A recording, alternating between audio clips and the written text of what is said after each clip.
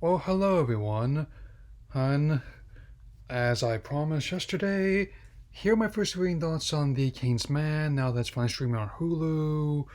This oft-delayed prequel to the Kingsman franchise set during World War One. And while not my favorite installment in the series so far, is at least something that I can now officially say I don't regret seeing. At least,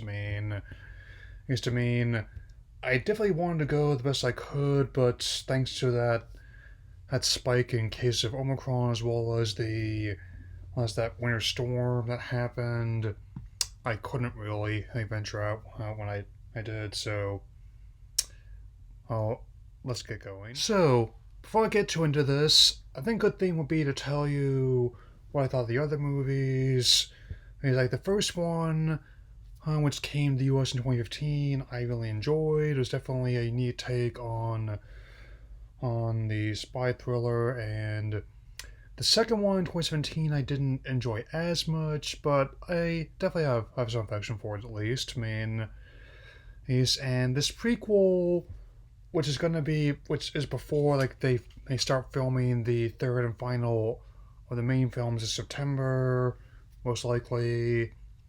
A It's definitely had an interesting journey to screen. I mean, it got delayed.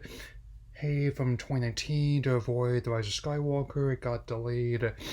Hey, hey, from 2020, I mean, because of COVID-19, it got also as another one of the many films got impacted by the mouse buying out Fox, and that before it started streaming, and because of the usual 45-day a hold, it's like it was basically I was only revealed that why didn't just go straight to VOD was because apparently the contract had came stipulation when the merger, everything they finished filming, principal photography before it was finalized, had to be given the third from the theatrical release.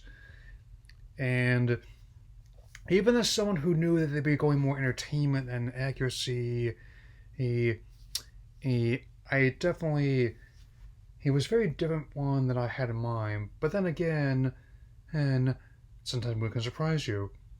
I didn't know what to expect from the Venom sequel. I ended up kind of liking the Venom sequel. I definitely did not know what to expect from, say, the Dune remake, and I ended up really liking that. And now I have seen this movie, I once again say, hmm, it's okay. I mean, I may not have liked this much as I was expecting to, but it's okay. I definitely didn't hate it at any rate, so yeah.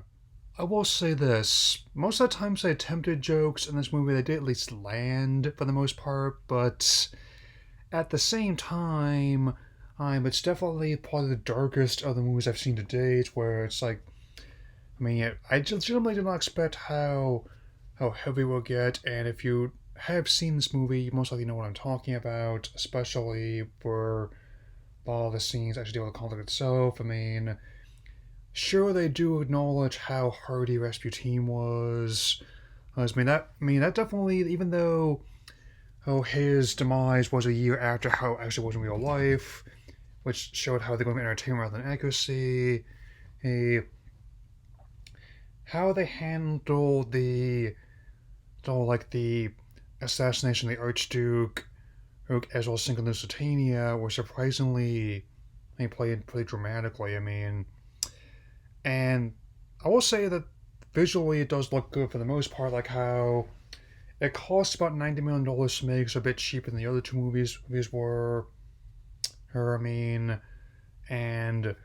but most of what's on screen is actually pretty well put together. Like cinematographer Ben Davis. Granted, the action isn't quite as showy as you would see in stand scenes like the church fight in the first movie, a taxi brawl in the second, but especially in the final scene in denouement, that is a very good example. And apparently this incident in South Africa near the beginning, and and Ben Davis, I point out, is actually a pretty good cinematographer. So, I definitely think that he definitely know how to make this at least look decent on screen.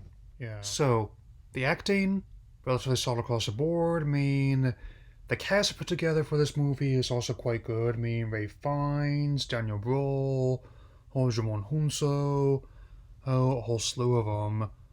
I mean, it's definitely, I can tell that they are enjoying themselves, and even in more dramatic scenes, that they're definitely making the best material they're given, and which with Megvon at the home games, all the script he co-wrote.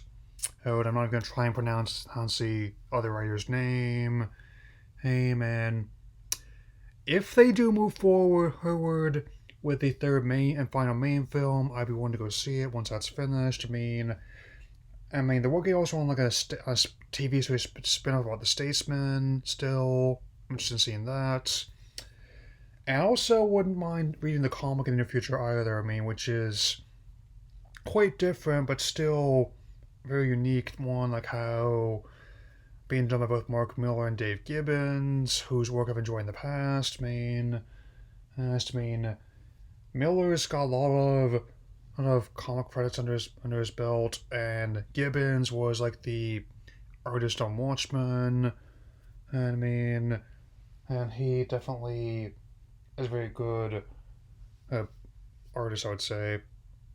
But I'm gonna have to sit for a while. But if I had to say right now, I'd give this like a 3 out of 5, 3.5 out of 5 at the most. I mean, since I'm not sure. I didn't care for it as much as the other two ones, but at the very least, I wouldn't mind watching it again if I knew I wasn't doing anything for a couple hours, man. Anyway, I probably will finally do my belated head, head Sun and Moon vlog meaning too, as well as maybe get one more of those before the month is out. I'll probably be talking about Free Guy once that streams as well, so that'll be all for now. Take care, everyone.